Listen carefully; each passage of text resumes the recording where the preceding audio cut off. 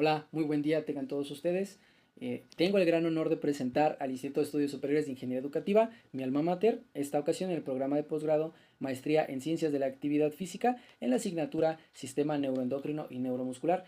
A cargo de esta gran materia y este proyecto de investigación tenemos al catedrático, el doctor Javier Eduardo Rojas Figueroa, un gran profesional con una preparación de verdad increíble que tengo el gusto de presentar. Es médico cirujano y partero, egresado del INER, médico especialista en neumología, médico especialista en funcionalidad pulmonar y cardiopulmonar, con una maestría en ciencias y un doctorado en salud pública. Y por si eso fuera poco, un doctorado en ciencias de la educación. Y digo, de verdad, es un gran honor tenerlo, tener a un docente tan preparado y un médico que nos puede ayudar muchísimo en la incursión de la investigación. Y no solamente eso, sino en la aplicación a nuestro día cotidiano, más como profesionales de la salud y profesionales del entrenamiento, el acondicionamiento físico y el deporte, también en el alto rendimiento, ¿por qué no? Bien, por otra parte, pues mi nombre es Iván Silva Gutiérrez, soy maestro en educación física, preparador físico y bueno, tengo diferentes conocimientos en el mundo del deporte. Bien, este video es grabado en la Ciudad de México, siendo el 22 de mayo del 2026. El título del trabajo y el análisis de la investigación tiene por nombre la influencia del ciclo menstrual en el entrenamiento de la fuerza. Ok, una vez ya presentado, haciendo esta presentación, perdón, bien, pasamos a la influencia del ciclo menstrual en el entrenamiento de la fuerza, que es el tema principal del cual vamos a tocar. Y bueno, quiero darle el reconocimiento a los autores, al coautor, al autor y a los coautores que elaboraron esta revisión, que es Diego de la Fuente de la Parte y Floret Osmari. Carlos Lago Fuentes, los dos coautores, y ambos pertenecientes a la Universidad Europea del Atlántico en España, a los cuales damos un gran agradecimiento por el artículo que han expuesto, el cual nos sirve mucho para edificar y continuar nuestra preparación profesional. Bien, de rasgos generales y a manera sencilla y práctica vamos a mostrar diapositivas en las cuales pues ya una vez que dimos la referencia en el anterior video, pues vamos a pasar de manera práctica a las demás para desarrollar el tema. Bien, lo que muestra el índice de contenidos pues es la fase del ciclo, la introducción del marco teórico, la metodología, los resultados y las conclusiones. Me gustaría mencionar que en el marco teórico particularmente pues todo está en el ciclo menstrual y hormonal y pues en la metodología de búsquedas vamos a revisar un poco la búsqueda y criterios de inclusión. Los resultados son los hallazgos por tipo de fuerzas, que eso ya particularmente los tomé y los presenté en el anterior video que pueden encontrar también en el mismo canal y bueno en la descripción. Bien, las conclusiones son en síntesis y futuras líneas de desarrollo de investigación, porque es importante mencionar que pues van a encontrar diferentes autores, pues mucho material. Ok, en las últimas 3 décadas aumentó significativamente el número de mujeres en el deporte, desde actividades recreativas hasta élite. Y esto es importante mencionarlo porque vemos la participación desde un aspecto positivo. Ahora, en los Juegos de Seúl de 1988, las mujeres representaban el 26% de los participantes. Ya para Río de Janeiro, en 2016, alcanzaron el 45%. Ahora, en Tokio 2021 fue de los juegos equilibrados o más equilibrados en el género, con un igual número de medallas para hombres y para mujeres. Entonces vemos una participación cada vez más proactiva y cada vez más presente por parte de las atletas. Se predice que la participación femenina llegará al 49% en los próximos Juegos Olímpicos, lo cual es de mucho agrado porque bueno, manifiesta un presente entusiasmo por formar parte del desarrollo olímpico. El ciclo menstrual es la principal diferencia fisiológica que existe y que incluye las prácticas deportivas de las masculinas. Bien, la relación del ciclo menstrual en el rendimiento es una línea de investigación en desarrollo que atrae atletas, entrenadores e investigadores. Repito, porque es de verdad de amplio y vastísimo conocimiento, investigación y también ha generado pues muchísimo debate. Por otra parte, bueno, entrando al ciclo menstrual como tal, bien, encontramos la definición y características fisiológicas. Ojo aquí, el periodo fisiológico que va desde el inicio del sangrado, como lo mencionábamos, del día 0 hasta el día anterior del siguiente sangrado, que es en 28 días, bueno, pertenece al ciclo menstrual. Pero ojo, durante el ciclo menstrual se producen oscilaciones de 4 hormonas, como lo mencionábamos, una de ellas para grabarse, ¿no? De tarea, que es estrógeno, progesterona y folículo estimulante y hormona luteinizante, ¿ok? Vamos a encontrar una relación entre ellas. Cuando se hace presente una, la otra digamos que se baja y cuando está presente la otra controla a la progesterona o viceversa al estradiol.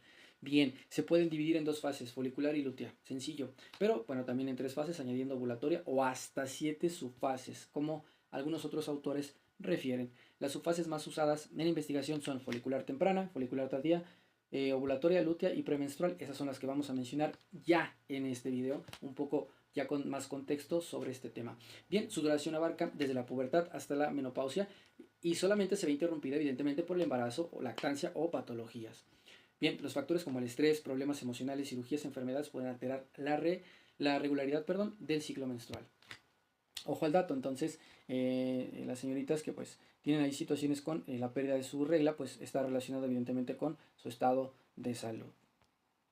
Bien, por otra parte encontramos que la fase folicular temprana comienza con la menstruación, repito, de 4 a 6 días y las concentraciones de hormonas sexuales femeninas bajas estables. Por otra parte, la fase folicular tardía se extiende hasta la ovulación. Pico máximo de estrógeno coincide con niveles bajos de progesterona, o sea, para que lo entendamos, ¿no? Digamos, estrógeno, fuerza, progesterona, pues toda esa sintomatología relacionada con el ciclo menstrual, ¿no? Dolores, cólicos, perdón, también un estado característico muy particular, anímico y bueno, entrando justamente en esta fase folicular tardía, vemos cómo se caracteriza. Bien, ahora la fase ovulatoria, hay un aumento de la LH para promover la fertilización, hay una disminución previa del estrógeno para disparar la ovulación. ¿Ok?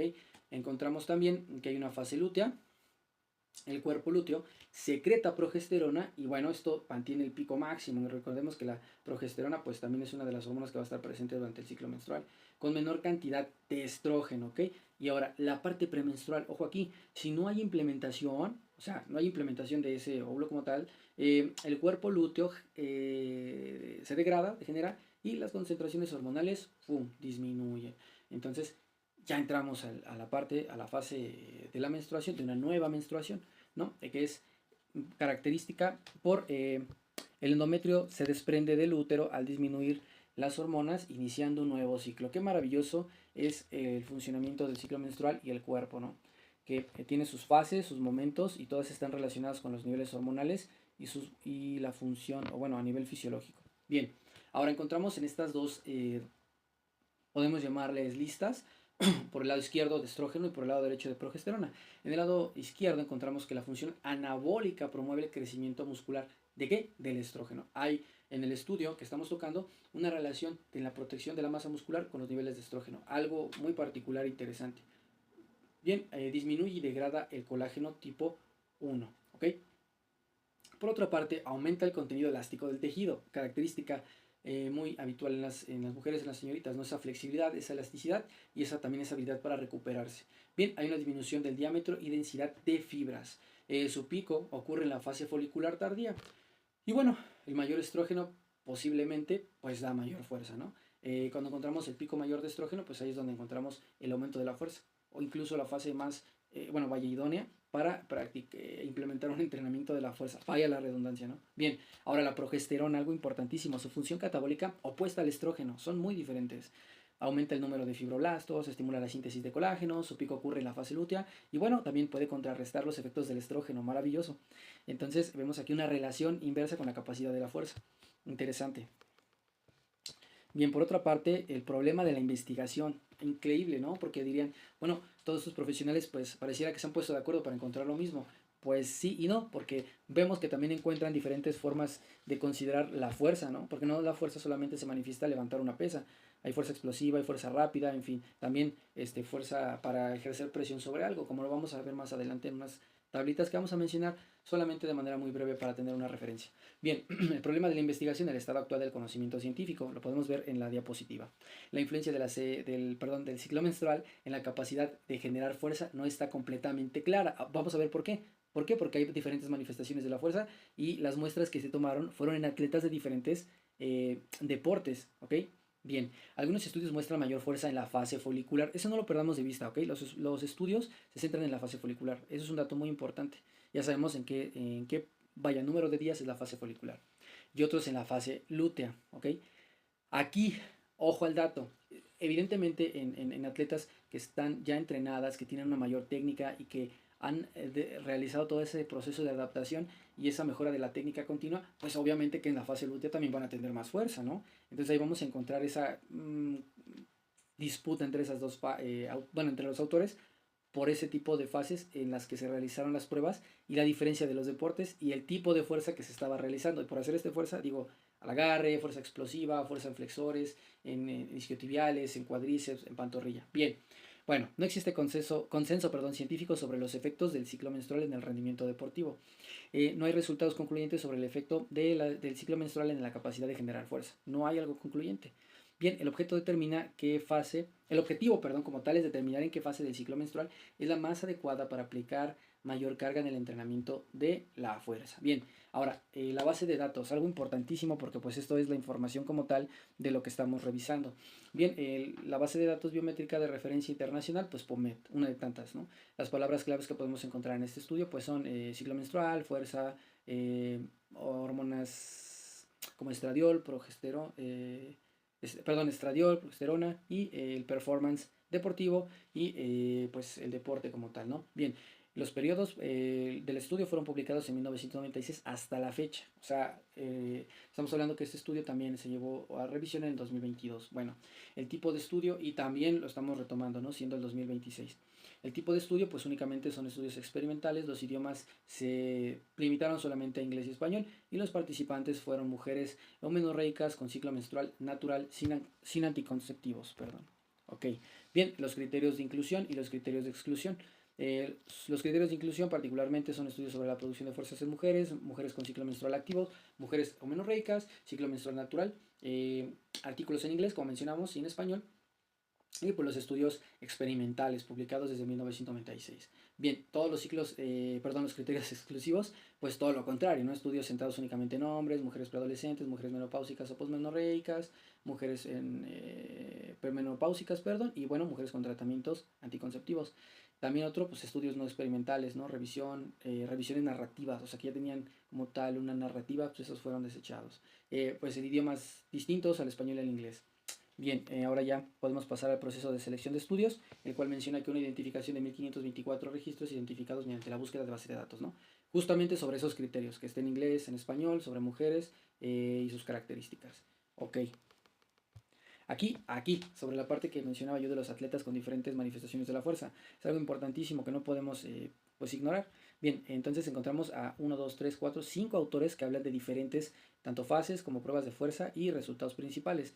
Solo por mencionar algunos voy a mencionar a dos. Bien, en DASA, en 2021, toma como muestra 8 deportistas eumenorreicas de fútbol, balonmano y voleibol. El tipo de fuerza, pues obviamente es presión isométrica y press de pierna por la explosividad de los brincos en voleibol y pues por el sprint en las carreras en fútbol.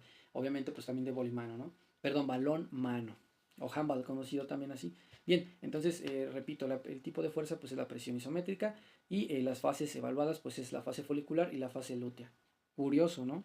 Entonces fíjense, si vamos a tomar esas dos, es la fase folicular donde hay un nivel de estradiol altísimo y la fase lútea donde pues si bien podemos también de manera muy congruente tomar una muestra en un atleta que ya tiene preparación previa.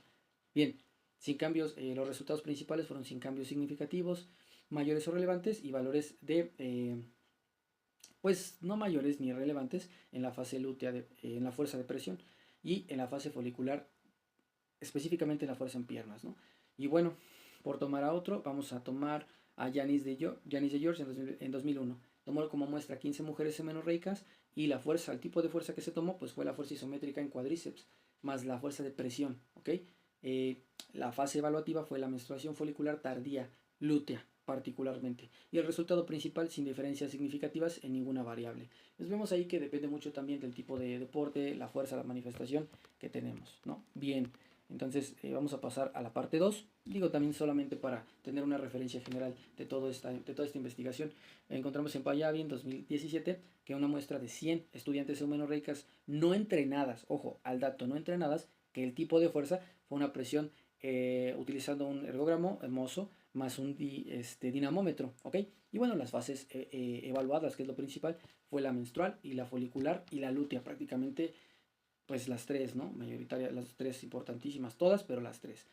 El resultado principal fue una mayor presión en la fase folicular, menor en la fase menstrual. Muy curioso, ¿no? Muy curioso porque entonces ahí tenemos que hay una mayor presión de agarre o sujeción en la fase folicular y menor en la fase menstrual. Importantísimo el dato. Justo regresando incluso hasta el primer video y parte del inicio de este, que la fase menstrual pues iba a estar caracterizada por esa disminución de la fuerza, esa apatía, la sintomatología del dolor y la falta de energía. Entonces ahí encontramos una relación entre estos valores. Y bien, Sarwar, por otra parte, en 1996, en el estudio que tanto mencionábamos, toma una muestra de 10 mujeres jóvenes sedentarias, ojo, sedentarias, con un tipo de fuerza en el cuádriceps, bueno, se toma la muestra en el cuádriceps y más la presión, ¿no? Ok, y las 5 subfases fueron digamos, consideradas, que es la fase folicular temprana, alútea y tardía. Pues prácticamente pues todo. Y este estudio particularmente o este análisis, ¿con qué objetivo? Pues justo tratar de abarcar lo más que se puede en 10 mujeres sedentarias, es decir, no tenía ningún entrenamiento de la fuerza previo. ¿En qué? En el cuádriceps, en el área podal, ¿no?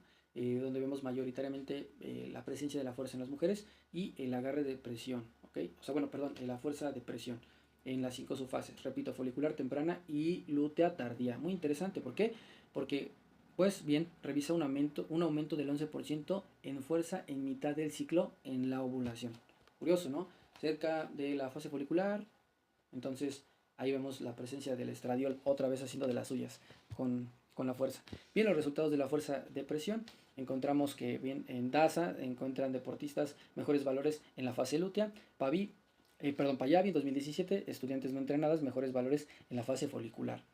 Bien, por otra parte, los métodos de determinación de fases difieren entre estudios afectando la comparabilidad, perdón. Es lo que mencionábamos, ¿no? Afecta la libertad de comparar ambos valores. Y que bien, pasamos a los resultados de la fuerza isométrica.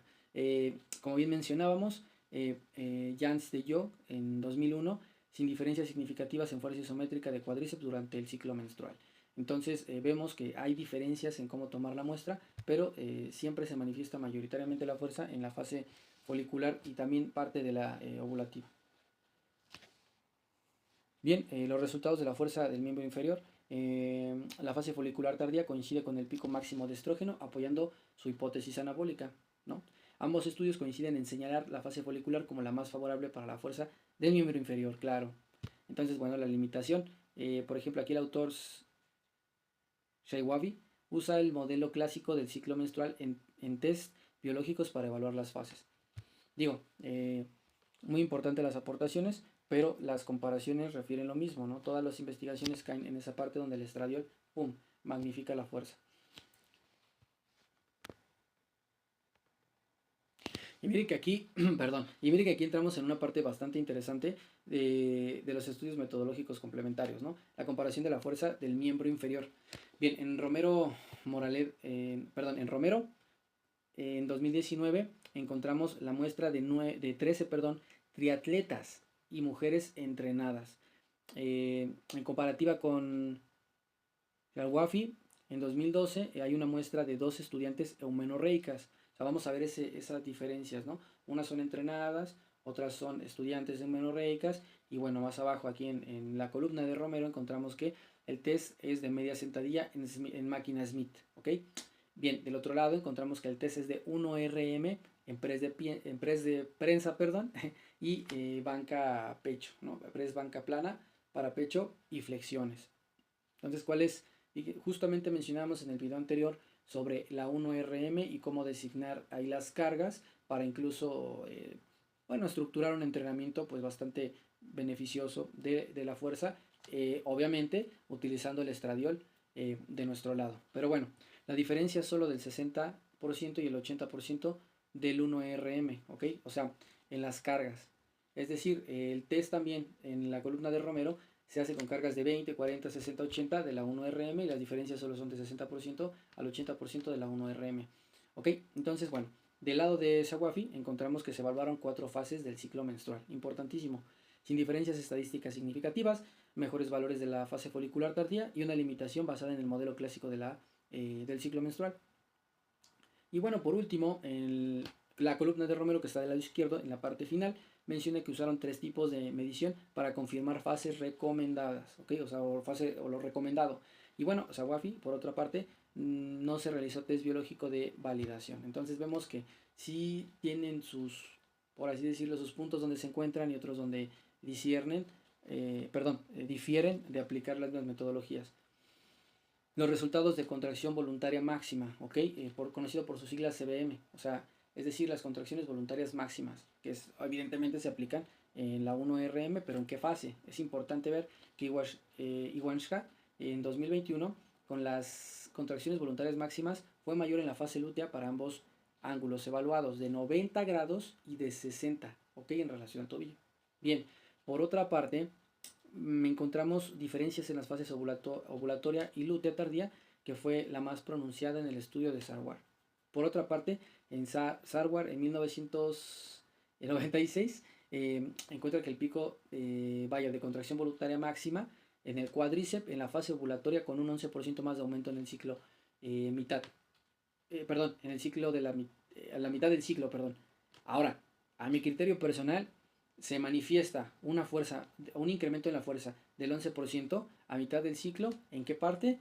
Obviamente, en el área podal, en las piernas, en donde, obvio, entre el grado de 60 a 90 grados. Vamos a tomar parte de eso, de todos tienen cierta razón.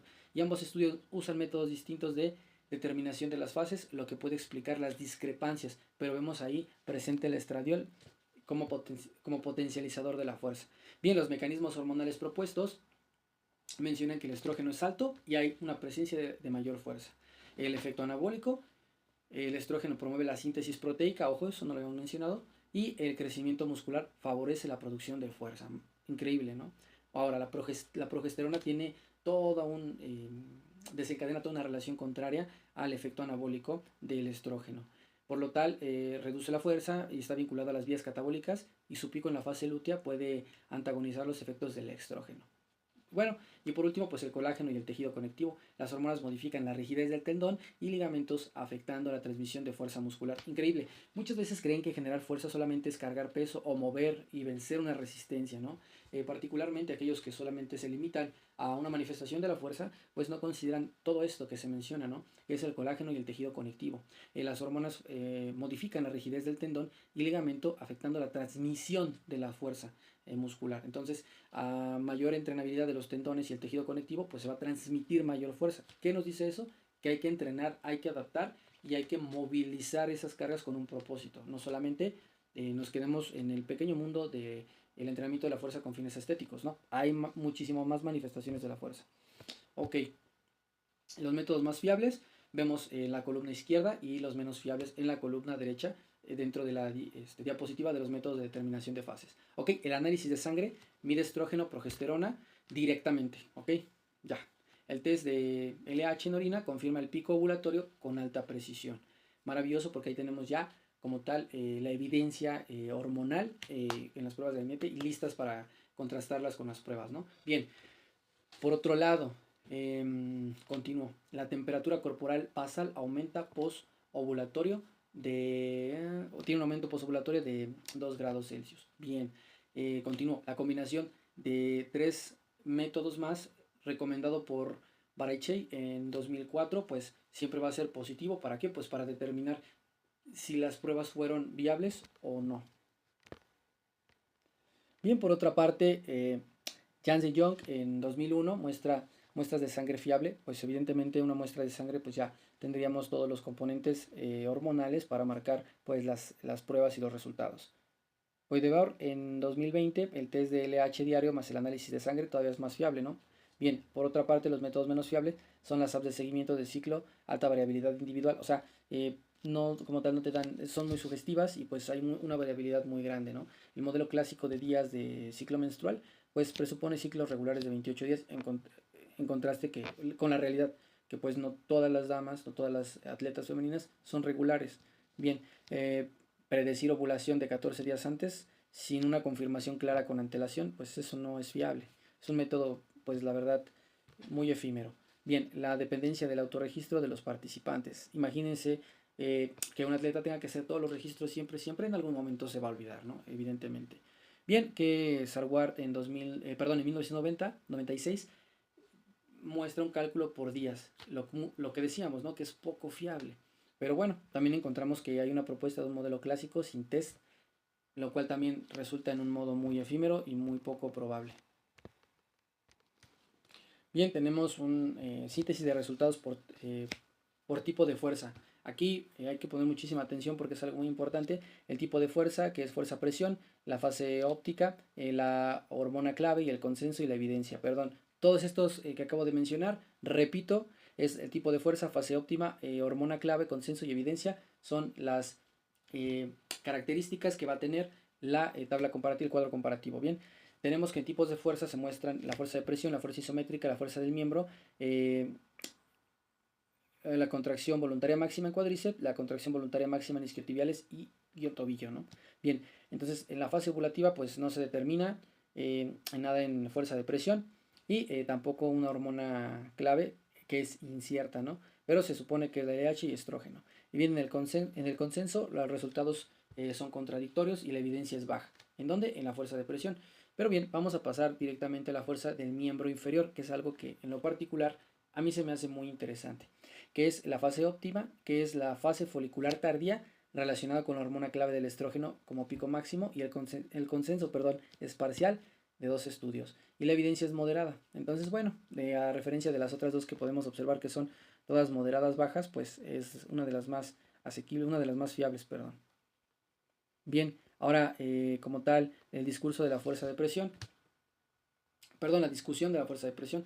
Los resultados son contradictorios y no permiten definir una fase clara superior. O sea, la fase del ciclo menstrual, cuál es la indicada para hacer esa valoración.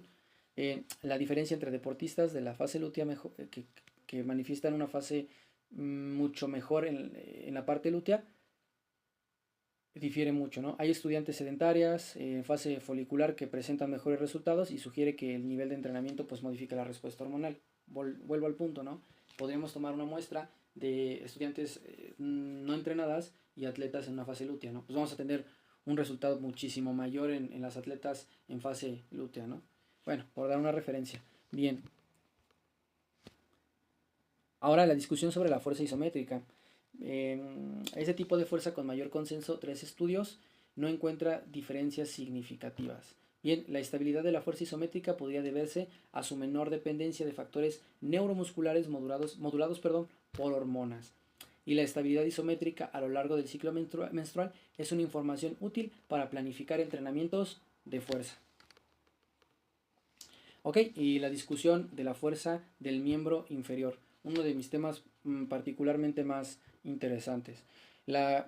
Ambos estudios coinciden en señalar a la fase folicular como la más favorable para la fuerza del miembro inferior, y coincido en eso porque en lo particular también tengo registros y he hecho muestras que pues bien mencionan justo eso, ¿no? Que en la fase folicular hay mayor fuerza en los miembros inferiores. Bien, la coincidencia con el pico de estrógeno en la fase folicular tardía apoya la hipótesis anabólica del estrógeno. Sin más. Bien, entonces hay una discusión también sobre la contradicción voluntaria, sobre la contracción voluntaria máxima. Hay una discusión, pareciera que pues todos estarían de acuerdo, ¿no? Y eso justo es lo que hacen los desarrollos, ¿no? Que existan contradicciones o el progreso en la ciencia. La contradicción voluntaria máxima. Bien, los resultados opuestos presentan una incógnita pendiente. La diferencia entre grupos musculares evaluados, como los isquiotibiales, tobillos contra cuádriceps, puede explicar en parte la discrepancia. Por otra parte, los distintos métodos de determinación de fases inducen un sesgo difícil de controlar.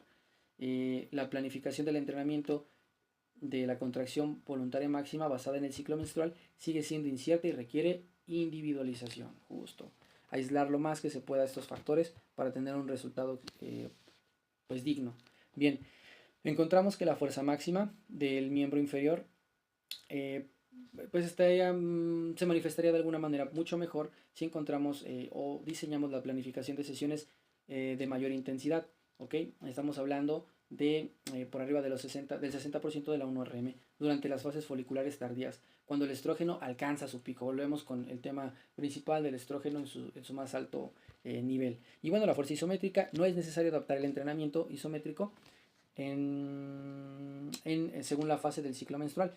Los valores son estables durante todo el ciclo. O sea, no hay un cambio de la fuerza isométrica, ¿no? Cuando mantenemos un peso, sea en sentadillas, sea en curl de bíceps, por así decirlo, sea en un press de hombro, o sea en una posición tal vez para hacer un filtreo, o no sé, diferentes manifestaciones de la fuerza en diferentes deportes y en diferentes gestos deportivos. Bien, la fuerza de presión sin recomendación clara por la heterogeneidad de resultados Es necesario individualizar según la respuesta personal de cada atleta. Y bien, por otra parte, la monitorización es registrar la fase del ciclo menstrual junto a los datos de rendimiento para identificar patrones individuales a largo tiempo.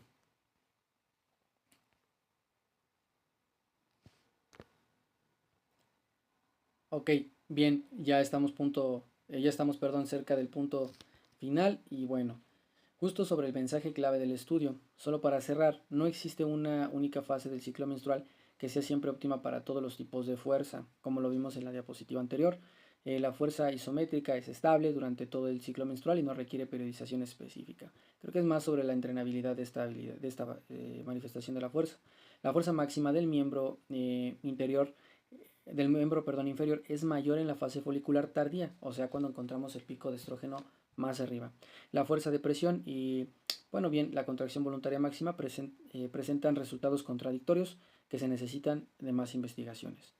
Bien, bueno, algo de conclusiones generales del estudio, pues justamente habla sobre los temas en los cuales se convergen todos estos autores y estas revisiones bibliográficas. Bien, la fase óptima para el entrenamiento de la fuerza varía según el tipo de fuerza evaluada, que bien encontramos justo en la fuerza isométrica, que se mantiene estable durante todo el ciclo menstrual. La fuerza isométrica no presenta diferencias significativas a lo largo del ciclo menstrual. Bien, la fuerza máxima del miembro inferior se relaciona con la fase folicular, el pico de estrógeno, y coincido también en lo mismo. La fuerza de presión muestra resultados contradictorios, no hay consejo claro. En cambio, la contracción voluntaria máxima se obtienen dos resultados distintos en la fase lútea contra la fase ovulatoria y persisten dudas, ¿no?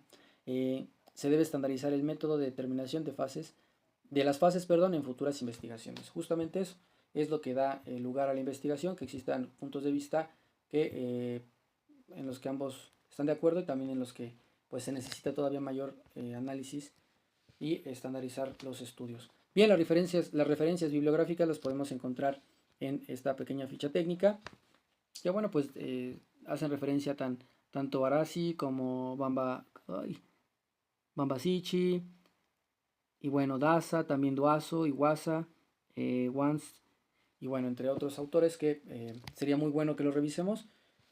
Y las referencias bibliográficas también las podemos encontrar en la descripción del enlace. Les voy a dejar ahí en los comentarios también un pequeño enlace para que puedan ingresar a todas estas referencias del estudio. Y bueno, por mi parte es todo. Espero que también el video les haya ayudado muchísimo, el de introducción.